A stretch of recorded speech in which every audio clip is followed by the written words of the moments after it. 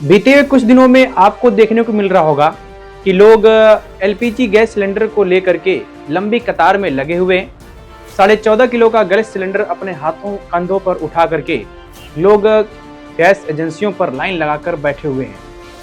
तो इससे एक सवाल ये उठता है कि क्या हमारे भारत देश में एलपीजी गैस खत्म होने वाला है या एलपीजी गैस पर्याप्त मात्रा में नहीं है। इस मुसीबत से आहत हुए लोगों को घर में भोजन बनाने की बड़ी परेशानी हो रही है। अब आखिर ये परेशानी लोगों को क्यों ऐसा करने पे मजबूर कर रही है? क्या ये नोटबंदी का समय फिर आ गया है, जैसे लोग लाइनों लगा करके नोटबंदी के लिए अपना पैसा बैंक में जमा करते थे या एटीएम से पैसा निकालते थे, या कोविड-19 का वैक्सीन लगवाने के लिए जो लंबी कतार में लोग खड़े होते थे वही हाल फिर क्या स्टार्ट हो गया है? क्या लंबी कतारें फिर चलेंगी और ये कब तक चलेंगी? क्या इसका कोई समाधान है या ऐसे ही चलता रहेगा? आम आदमी गैस को लेकर के इतना काफी परेशान है कि उसको समझ नहीं आ रहा है कि वो दफ्तर जाए या घर में खाना बनाने के लिए गैस सिलेंडर की टंकी लेकर आए। क्या करे आखिर वो मिडिल क्लास का घर में भोजन न बनने की वजह से बच्चों को रोता हुआ बिलखता हुआ देख रहा है और उनको भोजन प्राप्त कराने के लिए घंटों भर गैस एजेंसियों की लाइन में लगा हुआ है ताकि उसे एक कम से कम गैस सिलेंडर मिल जाए जिससे उसके घर में भोजन बन सके। अब सवाल ये उठता है कि आखिर ये लंबी कतारें क्यों शुरू हुई? क्यों लोग जो है गैस सिलेंडर को लेने के लिए लाइन में लगे हुए हैं और ये लाइन जो है दिन पे दिन बढ़ती जा रही है कम होने के बजाय। तो पहले आपको बता दें कि बीते हुए कुछ पलों में गैस सिलेंडर के दामों में बढ़ोतरी हुई है। जो घरेलू गैस सिलेंडर लोग यूज करते थे उसके दाम में 60 रुपया और कॉमर्शियल गैस के दाम में लगभग 115 रुपये की बढ़ोतरी हुई है।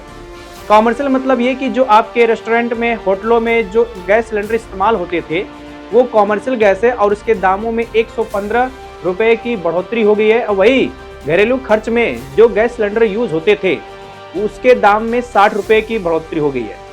अब इस बढ़ोतरी होने की वजह से क्या लोग जो है लाइन में लगे हुए हैं, कतार बढ़ती जा रही है, खत्म हो नहीं रही है, या फिर कुछ और ही अलग बात है कि जिससे लोग लाइन में लग जा रहे हैं, या भारत में कह लिया जाए कि गैस सिलेंडर या गैस एलपीजी गैस खत्म हो गई है। आखिर उसकी वजह है क्या? तो इसको समझने के लिए आपको ये पूरा वीडियो देखना पड़ेगा, तब जाकर के आपको पूरी बातें समझ में आएगी, जिससे आप समझ सकते हैं कि आखिर लंबी कतार क्यों लगी हुई है और ये कब इससे हम लोग निजात पा सकते हैं। तो नमस्कार, मैं डिवडी सर आप सभी लोगों का अपने इस YouTube चैनल में स्वागत करता हूं। और अगर आप हमारे इस नए चैनल से जुड़े होंगे तो इस चैनल को शेयर करिएगा, सब्सक्राइब कीजिएगा और कमेंट बॉक्स में अपना सुझाव जरूर दीजिएगा। हालांकि कुछ देशों में देख रहे हैं क्या कि अमेरिका, इजराइल और ईरान के बीच में आपसी युद्ध को लेकर के बहुत सारे जो है विदेश नीति खराब हो रही है और विदेश नीति खराब होने की वजह से जो विदेश से आयात और निर्यात हो रहे हैं इसका मामला ठप पड़ जा रहा है। और ये युद्ध होने की वजह से केवल हमारा देश ही नहीं प्रभावित होगा बल्कि बहुत सारे देश प्रभावित होने वाले हैं, क्योंकि ईरान के पास वो हिस्सा है स्टेट ऑफ हॉर्मोन्स जिसकी वजह से वैश्विक व्यापारी होती है और सारे कच्चे तेल उसी जगह से आते हैं। और वही स्टेट ऑफ हॉर्मोन्स को ईरान ने बंद कर दिया है। लगभग इंडिया का 60% गैस इंपोर्ट होता है और विदेशों से मंगा करके इंडिया में डिस्ट्रीब्यूट किया जाता है, लेकिन युद्ध होने की वजह से स्टेट ऑफ हॉर्मोन्स को ईरान ने बंद कर दिया है, जिससे हमारे देश में गैस सिलेंडर की भी किल्लत जारी हो गई है और लोग सड़कों पर उतर गए हैं गैस सिलेंडर को लेने के लिए। लंबी लंबी लाइनें, लंबी लंबी कतारें, कहीं कहीं तो ये भी देखने को मिल रहा है कि लोग उस गैस सिलेंडर पर बैठे हुए इंतजार कर रहे हैं घंटों का कि कब हमारा बारी आए और हम घर पे सिलेंडर लेके जाएं और जिससे हमारे घर में खाना बन सके। लेकिन इस निजात को पाने के लिए आखिर भारत सरकार क्या कर रही है?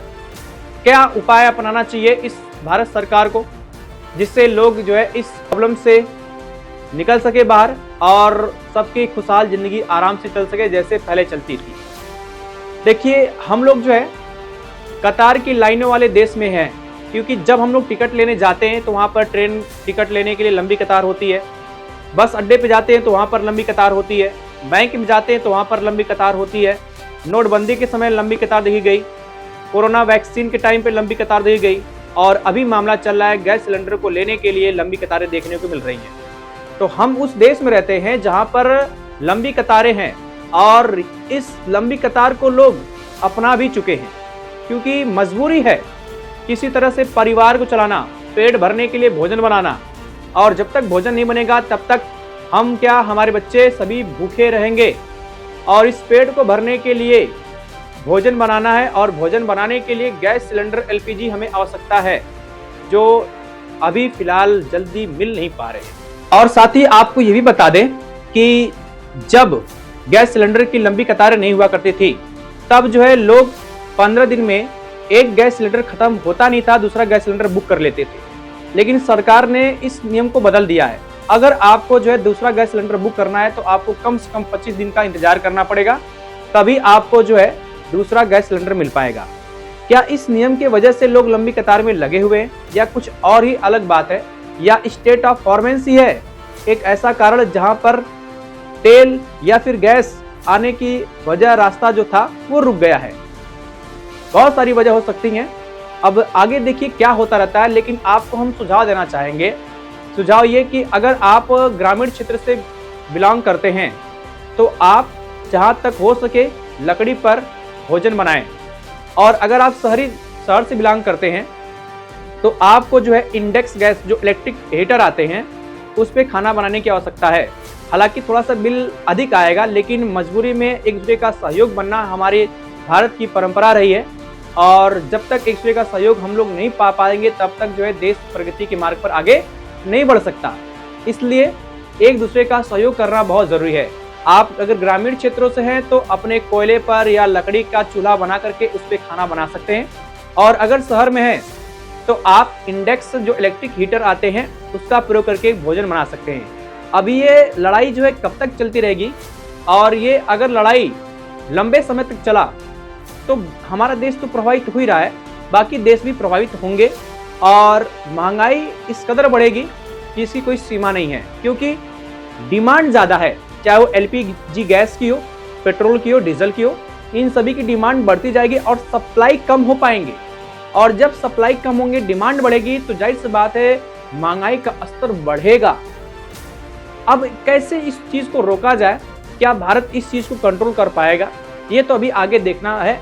लेकिन तब तक हम खुश हैं लंबी कतार को लेकर के, क्योंकि हमारा देश लंबी कतार प्रधान देश है, और ये लंबी कतार आदि बना ली है। हम लोगों ने इस चीज़ को अपना लिए हैं कि हम जब भी कोई बात आती है तो लंबी कतार में लगने के लिए तैयार रहते हैं। इस लंबी कतार से निजात पाने के लिए सरकार क्या कर रही है लोगों के प्रति, वो अभी देखना बाकी है। लेकिन मैं जो आप लोगों को सुझाव दिया हूँ, वो सुझाव आप सभी लोग इस वीडियो को देख करके दूसरे लोगों में शेयर जरूर करिएगा, ताकि उनको भी इस सुझाव का ज्ञान हो सके और लकड़ी और कोयले पे खाना बनाने का प्रयास कर सके। और देखा भी गया है कि लोग जो है, जो यूपी के लोग हैं या फिर कहीं और बिहार के राज्य के लोग हैं, वो मजबूरी के होने के नाते चूल्हा बना रहे हैं, चूल्हा बनाकर लकड़ी जला करके खाना बनाने पर मजबूर हो गए। तो इस मुसीबत की घड़ी में एक दूसरे का सहयोग ही हमारे सबसे बड़ी ताकत बन सकती है। इसलिए एक दूसरे का सहयोग जरूर करें, ताकि इस मुसीबत की घड़ी में कोई भी देश का वासी कमजोर ना पड़े, और हिम्मत बना करके अपने इस मुश्किल घड़ी में सबका साथ निभा सके। तो देखिए क्या होता है, और जो भी इंफॉर्मेशन रहेगी हम आपको इस चैनल के माध्यम से जरूर बताएंगे। हम फिर से मुलाकात करेंगे एक और बेहतरीन वीडियो के साथ।